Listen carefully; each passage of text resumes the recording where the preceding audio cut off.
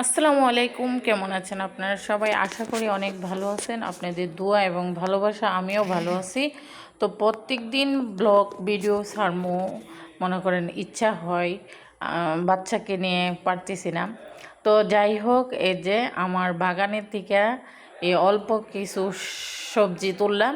তো এটি এসে আমার বড় জার লিগে উঠাইছি। বড় যা বলতেছে খাওয়ার জন্য 4-5টা ডাটা, এরপর অল্প কয়েকটা পুঁই শাক, কচু শাক, মানে সব কিছু উঠাই আনছি। যেহেতু আমার কোনো স্ট্যান্ডও নাই, ক্যামেরা ধরার লুকও নাই, একা হাতে তো আমি কাটতেছি। কাইটা বাসায় মনে করেন ঘরে আইনা আপনাদের সাথে শেয়ার করতেছি। তো ওই বাড়িতে নিয়ে যাবো। আমার বাস্তি আইসা বইলা গেছিল। তো আবার আমাকেও যখন আমার তরকারি শর্ট পড়ে, তো আমার ভাসুরে পুকুর পাড়ে আর হইছে আমাদের পুরান বাড়িতে বরবটি গাছ, চাল কুমড়া গাছ, আমিও পাশাপাশি চাল কুমড়া গাছ লাগাই আসছি, পুঁই শাক গাছ লাগাই আসছি। তো লাগাইলে কি হইব, আপনার গরু খাই লাইছে পেঁপে গাছ। ওই বাড়িতে যে সময় যাই তারপরে আবার শেয়ার করবো। আর বাড়িটা অনেক দূরত্ব হয়ে গেছে, তো তার জন্য আসা যাওয়া মধ্যের যে বাড়ি, আমার বাসুরের বাড়ি থেকে আসা যাওয়া অনেক ইয়া হয়। মনে করেন উজান এলাকা, তো বাড়ি একটু দূরে দূরে। তো ওই আগের বাড়িটা অনেক দূরে হয়ে গেছে, তার জন্য। আর আমি এগুলা গুছাইয়ে লইতেছি। কেন গুছাই লইতেছি, মিষ্টি কুমড়ার যে ডাটাগুলা, এটার মধ্যে একটু হুঙ্গা আছে। এই হুঙ্গাগুলা হাতে লাগবো, তার জন্য পুঁই শাক আর কচু শাকটা দিছি নিচে, আর ডাটাগুলা, আর তারপরে দিছি মিষ্টি কুমড়া, তারপরে পুঁই শাকের ইয়াগুলা দিতেছি, লতগুলা বাস করে রাখতেছি। তো অবশ্যই এমএসটি তানিয়া ব্লগসের চোখ রাখবেন আর দেখবেন। আমি কিন্তু পরে ভয়েসটা দিতেছি। প্রথমে এই ভয়েসটা সুন্দর ছিল, একটু মিস্টেকের কারণে গাইটা আবার ফুল ভয়েসটা করতে হইতেছে। তো এই যে আমি এখানে সব গুছগাছ করে রাখছি। আর আমার মেয়ে আগে দিয়েই চলে গেছে এই ডিসে পুঁই শাকের আগাগুলা। আমার পুঁই শাক যে ক্ষেতটা ছিল, এটা অনেক সুন্দর হইয়া বৃষ্টির কারণে এই বছর সবগুলা হয়ে গেছে, এলোমেলো হয়ে গেছে। এখন বাড়িতেও ছিলাম না, দৌড়াদৌড়িতে ছিলাম। আর মনে করেন আগাছায় ভরে গেছে, তার জন্য এরকম গেছে গা একদম। অল্প 2টা টমেটো আসছিল, আর টমেটো আসেই না। রৌদ্র থাকলে কিন্তু ফুলগুলা হয়। ফাঁকে দা আমি মাছ রাখছি এখানে 2 জাতের 2 কেজি মাছ রাখছি। পাবায়া মাছ রাখছি 1 কেজি, আর হচ্ছে আপনার মৃগেল মাছ রাখছি 1 কেজি। তো এই মাছগুলো এখন রাইখে আমার মেয়ে গেছে আমার বাসুরের বাড়িতে, তার জন্য মাছগুলা রাইখা ওইখানে মনে করেন এইগুলা দিয়ে আসমো, শাকগুলা, আর হচ্ছে আমার মেয়েরে নিয়ে আসমো। তারপরে আইসা সময় করে মাছগুলা কুটমো।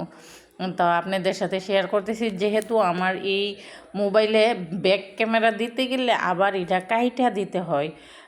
আগের যে মোবাইলটা ছিল, আপনার ভিডিও অন করাতেই কিন্তু ব্যাক ক্যামেরা দেওয়া গেছে। আর এটাই সে ব্যাক ক্যামেরা করতে গেলে ভিডিওটা অফ রাখেই আবার ব্যাক ক্যামেরা করতে হয়। তার জন্য আমি মাছগুলো এইভাবে ধইরা দেখাইছি আপনাদেরকে।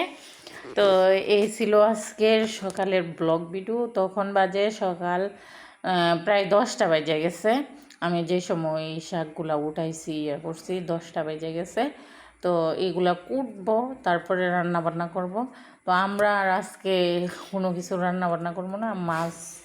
মাছের অনেকটি মাছই ডিম আছে, বুঝতে পারছি, পাবায়া মাছ। আর এই সময় মাছে মনে করেন ডিম থাকে।